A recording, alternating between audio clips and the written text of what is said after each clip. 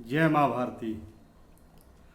साथियों, माँ भारती के इतिहास की श्रृंखला में मैं आपकी मुलाकात एक ऐसे वीर और पराक्रमी योद्धा से करवाऊंगा जिसने अपने बालकाल में ही विंध्य के जंगलों में अद्भुत साहस का परिचय देते हुए एक सिंह का जबड़ा फाड़कर उसे मौत की नींद सुला दिया था।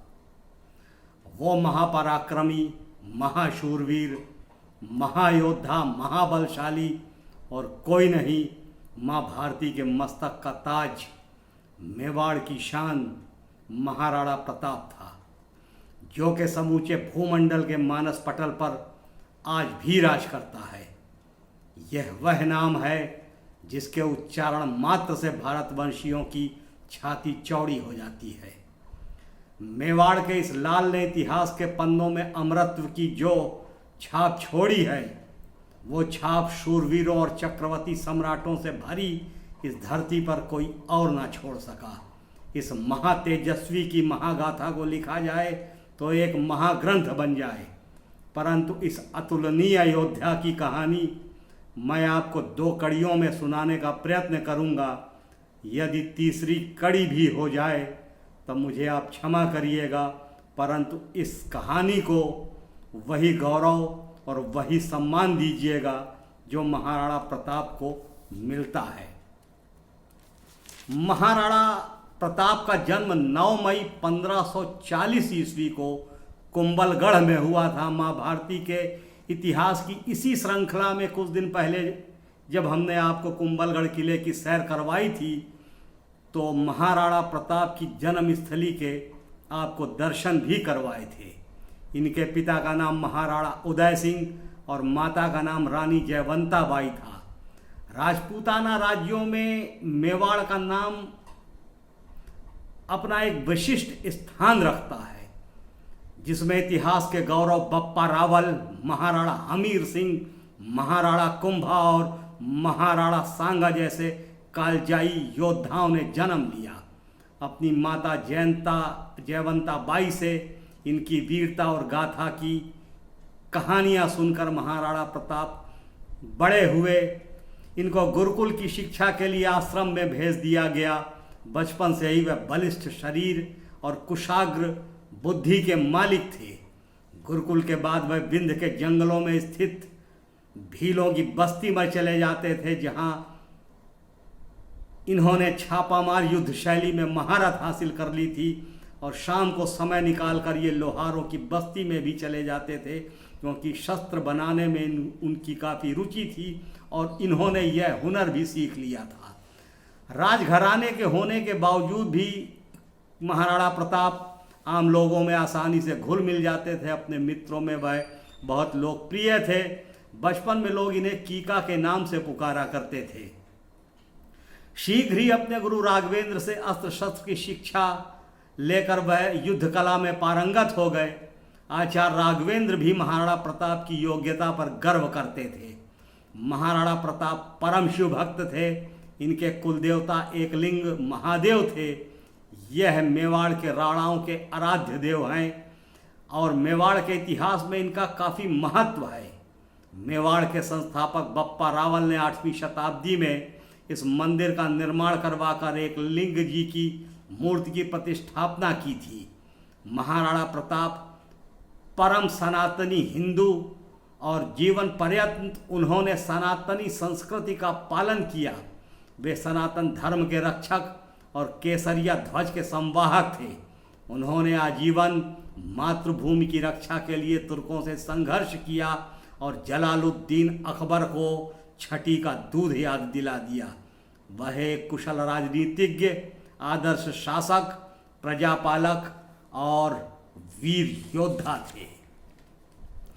महाराणा प्रताप के जन्म के समय समूचे मेवाड़ पर युद्ध के काले बादल मंडरा रहे थे। महाराणा उदय प्रताप अपनी मातृभूमि चित्तौड़ के लिए जोधपुर नरेश के साथ मिलकर बनवीर से युद्ध में व्यस्त थे। उदय सिंह ने बनवीर को परास्त करके चित्तौड़ पर कब्जा कर लिया और तभी कुंवर प्रताप ने इस वीर धरा पर अवतरण किया और उनकी जयंती चित्तौड़गढ़ किले में बहुत धूमधाम से मनाई गई। अब जब तक प्रताप का मित्रों राज्याभिषेक नहीं हो जाता तब तक मैं इस महायोद्धा को कुंवर प्रताप सिंह के नाम से संबोधित करूंगा। यह राजनीतिक उथल पुथल का दौर था। कुंवर प्रताप के जन्म के 300 वर्ष पहले से ही विदेशी मुसलमानों ने भारत पर आधिपत्य जमा रखा था। प्रताप के जन्म के पूर्व अफगान शासक शेर शाह सूरी ने मुगल शासक हुमायूं को चुनौती देते हुए 25 जून 1539 को चौसा के युद्ध में बुरी तरीके से पराजित किया। उसके पश्चात 15 मई 1540 को कन्नौज के पास बिलग्राम के युद्ध में भी हुमायूं एक बार फिर से बुरी तरीके से पराजित हुआ। फिर शेर शाह सूरी ने एक विशाल फौज के साथ आक्रमण करके मारवाड़ को भी जीत लिया, परंतु इस युद्ध में शेर शाह सूरी को काफ़ी नुकसान उठाना पड़ा। उसकी सेना की भी काफ़ी क्षति हुई। काफ़ी लूटपाट के बाद शेर शाह सूरी ने मेवाड़ का रुख किया और जहाजपुर पर अपना अधिकार कर लिया। शेर शाह सूरी आगे युद्ध नहीं चाहता था और मेवाड़ की स्थिति भी बहुत अच्छी नहीं थी कि महाराणा उदय सिंह तुरंत युद्ध कर सके। महाराणा उदय सिंह ने कूटनीति का परिचय देते हुए शेर शाह सूरी से संधि कर ली। शेर शाह सूरी ने अपने सेनापति शम्स खान को चित्तौड़गढ़ के किले पर बैठा दिया। तभी 22 मई 1545 को शेर शाह सूरी की मृत्यु हो गई और महाराणा उदय प्रताप ने शम्स खान का वध करके पूरे मेवाड़ पर एक बार फिर से अपना आधिपत्य जमा लिया। कुंवर प्रताप बचपन से ही बहादुरी और वीरता से लोगों को अचंभित कर देते थे। निडरता के साथ ही वह स्वभाव से काफ़ी सरल और सहज भी थे। आचार्य राघवेंद्र ने उनको सही दिशा प्रदान की थी और उनके सहयोग से बालकाल में ही उनके अंदर नेतृत्व क्षमता के गुण जागृत होने शुरू हो गए थे। साथ ही बाकी राजकुमार शक्ति सिंह सागर और जगमाल भी उसी आश्रम में शिक्षा ले रहे थे। प्रताप को देखकर महाराणा उदय सिंह यह सोचकर निश्चिंत हो जाया करते थे कि मेवाड़ का भविष्य कुंवर प्रताप के हाथों में सुरक्षित रहेगा। तभी महाराणा उदय सिंह ने 10 वर्षों के लंबे अंतराल के बाद अफगानों पर आक्रमण करने का निर्णय लिया। वह सभी राजकुमारों को सुरक्षित स्थान पर भेज देना चाहते थे। प्रताप को जब यह खबर मिली तो उन्होंने पिता की आज्ञा के बिना ही इस युद्ध में भाग लेने का निर्णय किया और भाग लिया भी। उस समय महाराणा प्रताप की उम्र महज 13 वर्ष की थी। राजपूती लड़ाकों ने प्रताप का पूरा साथ दिया। अपनी शूरवीरता से इस कच्ची उम्र में प्रताप ने बड़े बड़े सूरमाओं को चकित विस्मित कर दिया और अंततः महाराणा उदय सिंह ने यह युद्ध जीत लिया। जब उनको सच्चाई का पता चला तो कुंवर प्रताप को महाराणा उदय सिंह ने गले से लगा लिया और उनकी आंखें छलक उठीं। इसी तरह वीरता और पराक्रम दिखाते हुए कुंवर प्रताप धीरे धीरे बड़े होने लगे। कुंवर प्रताप और अकबर की उम्र लगभग बराबर ही थी। बालकाल में कुंवर प्रताप को 2 बार ऐसा अवसर मिला कि वह अकबर का वध कर सकता था, परंतु सनातन संस्कृति में पले बड़े कुंवर ने धोखे और पीछे से वार करना अधर्म समझा, अनीति समझा। नहीं तो जलालुद्दीन अकबर का सितारा बालकाल में ही गर्दिशों में कहीं विलुप्त हो चुका होता। जब प्रताप 14 वर्ष के थे तब अकबर 13 वर्ष की उम्र में बैरम खान के संरक्षण में दिल्ली की राजगद्दी पर बैठा। विस्तारवादी नीति के तहत उसने राजस्थान के राजघरानों में अधीनता स्वीकार करने के संदेश भेजे। आमेर के राजा मान सिंह ने प्रतिरोध करने के बजाय अपनी पगड़ी उतारकर मुगल अकबर की गुलामी मंजूर कर ली। अकबर साम दाम दंड भेद सभी नीतियों का इस्तेमाल करके मुगलिया साम्राज्य का विस्तार करने में लगा हुआ था। कुछ ही समय में बहुत सी राजपूत रियासतों ने अपने कुल का गौरव और सम्मान को ताक पर रखकर अकबर की अधीनता स्वीकार कर ली। यहाँ तक कि वह अकबर से वैवाहिक संबंध भी बनाने लगे। मेवाड़ किरकिरी की तरह अकबर की आंखों में चुभ रहा था। अधीनता स्वीकार करने के कई प्रस्ताव अकबर ने उदय सिंह के पास भेजे, परंतु हर प्रस्ताव को महाराणा उदय सिंह ने निरस्त कर दिया।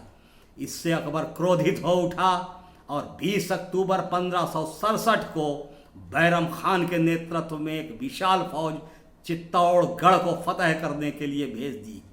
बैरम खान ने 4 माह से अधिक समय तक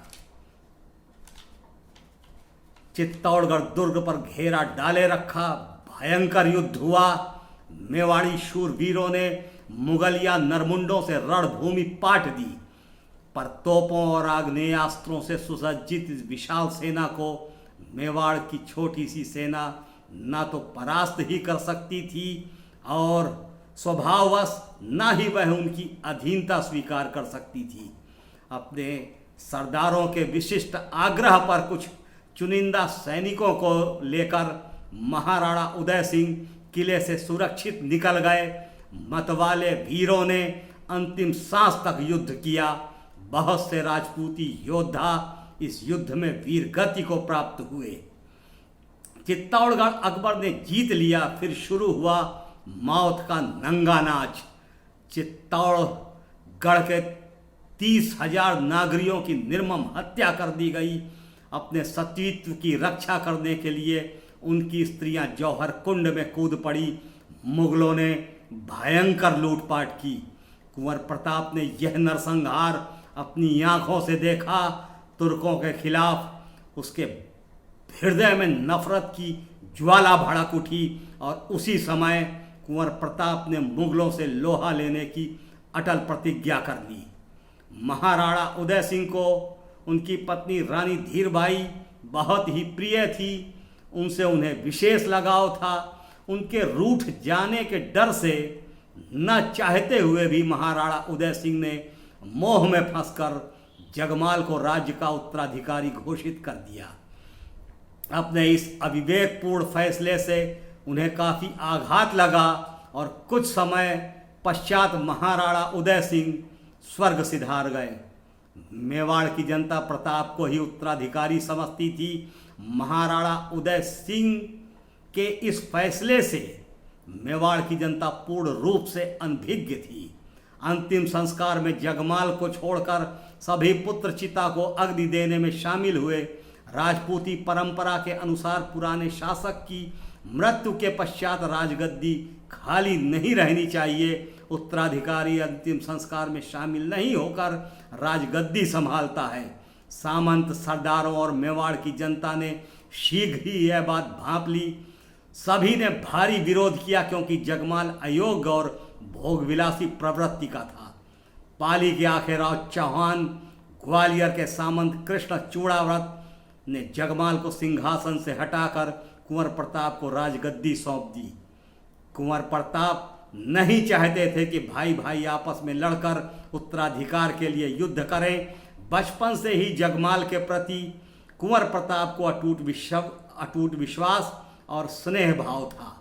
अंततः मेवाड़ की जनता ने के आगे विवश होकर 29 फरवरी 1573 ईस्वी को अखैराज चौहान, कृष्णदास चूड़ावत और ग्वालियर के शासकों और सामंतों ने मिलकर गोगुंदा में प्रताप का राज्याभिषेक कर दिया और 1 मार्च 1573 ईस्वी को कुंभलगढ़ के दुर्ग में राज्याभिषेक का यह जश्न बहुत धूमधाम से मनाया गया। अब कुंवर प्रताप सिंह महाराणा प्रताप बन चुके थे। इसकी आगे की गाथा अगले रविवार को। तब तक के लिए मित्रों, जय हिंद, जय भारत, जय माँ भारती।